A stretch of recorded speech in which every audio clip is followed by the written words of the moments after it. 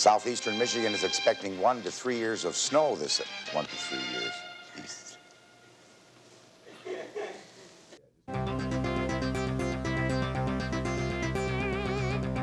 There are 67 million office workers in the United States and 1.6 trillion pieces of paper that circulate throughout an office every year. And most white-collar workers are so busy they don't have time to manage their own desks. Executives and secretarial types are generally the neatest, while reporters, writers, and creative types, according to the experts, have the messiest desks, unless you're Rod Maloney.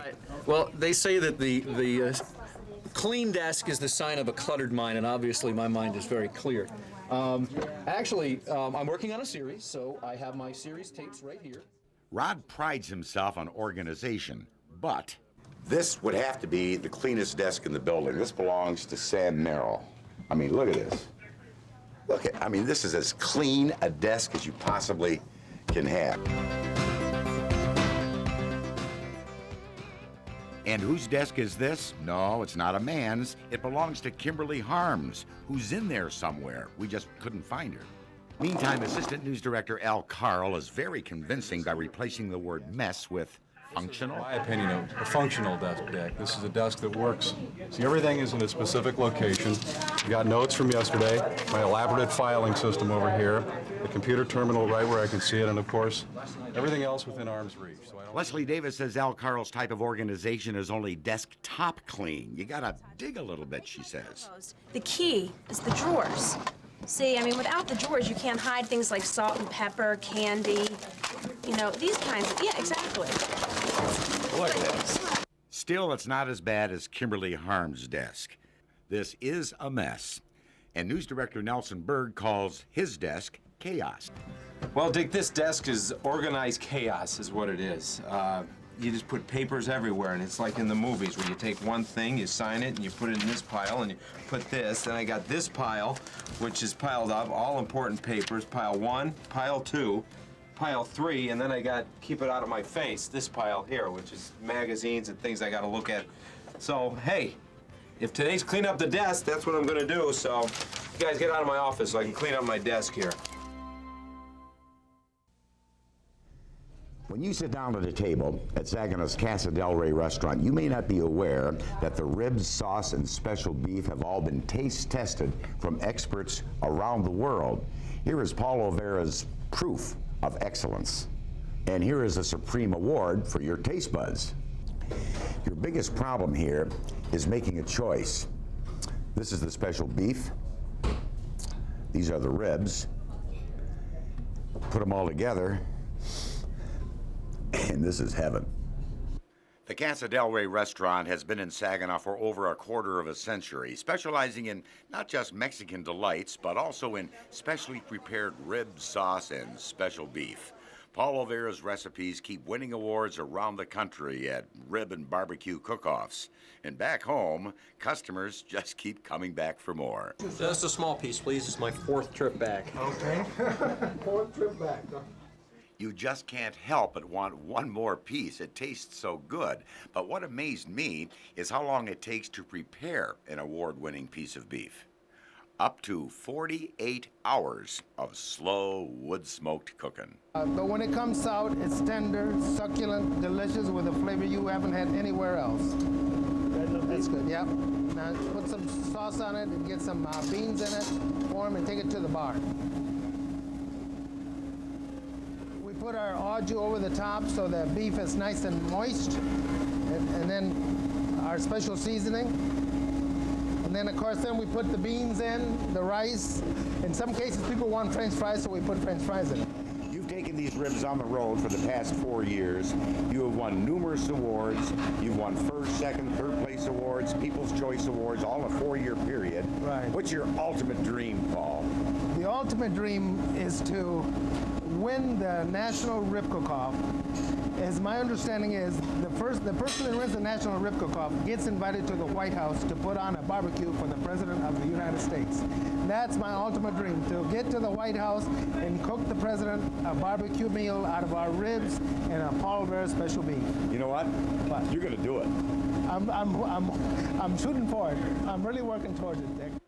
And as taxpayers, cameraman Gary Linkowski and I declared ourselves an advanced presidential party, tasting Paul Olvera's ribs. Mr. President, this is the winning ticket.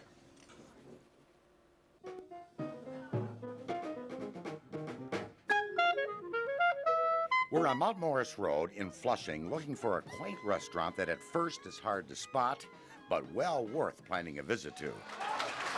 It's called Iquinta Villa and is part of this complex owned by the Iquinta family. They have dedicated themselves to serving real Italian fare. It is so good, in fact, celebrities who are in town have chosen Iquinta's as a must place to sit and dine. And look, along with Perry Como and Tony Bennett, Jim Kirchner and Sam Merrill. Wouldn't it be nice to meet one of them here? The restaurant itself is tucked away in a corner, away from these convenience items, but many of them are specialties in themselves. Wow, these are good looking. Now this looks like good Old-fashioned Italian bread, yeah. Old-fashioned Italian bread. You make this every day? Every day we make bread. Delicious homemade cookies too. But let's step inside the restaurant, where it's very Italian and comfortable with its checker cloth tables.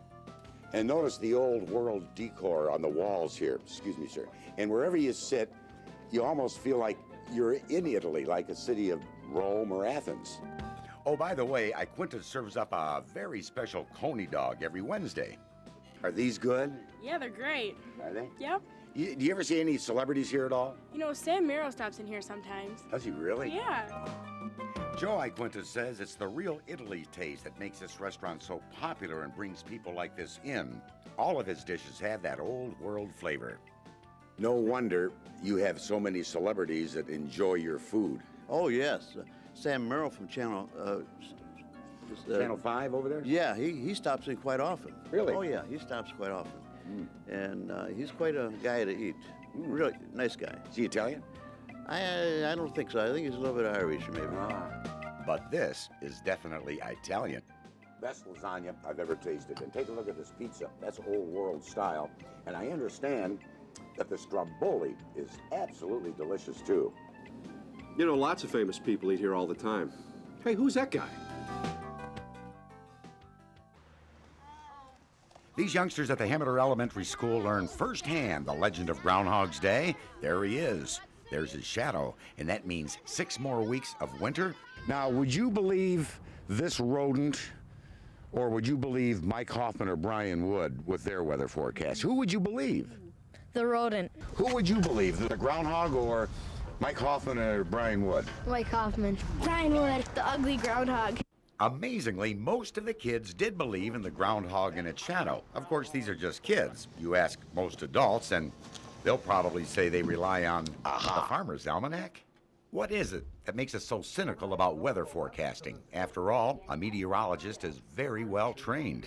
Take to my cure. So, you know, we compiled a lot of data, looked at the maps, and come up with what I call our best. If you visited our facility, you would see all kinds of instruments spinning out weather information, gauges inside the weather office giving constant readouts, a wall hung with maps and symbols, but mostly lots and lots of paper.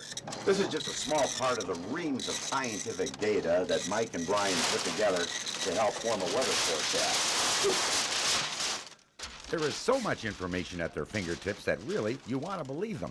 But nah, this is so much simpler. In fairness, however, I did peek into Mike Hoffman's office and found a stack of scientific periodicals relating to our weather. The physics of atmospheres, atmospheric thermodynamics, and oops. I tried to get Mike Hoffman on camera, but was told he spent the morning in Punxsutawney, Pennsylvania, for some reason. However, I did manage to corral Brian Wood. You know, Dick, a lot of scientific data goes into this.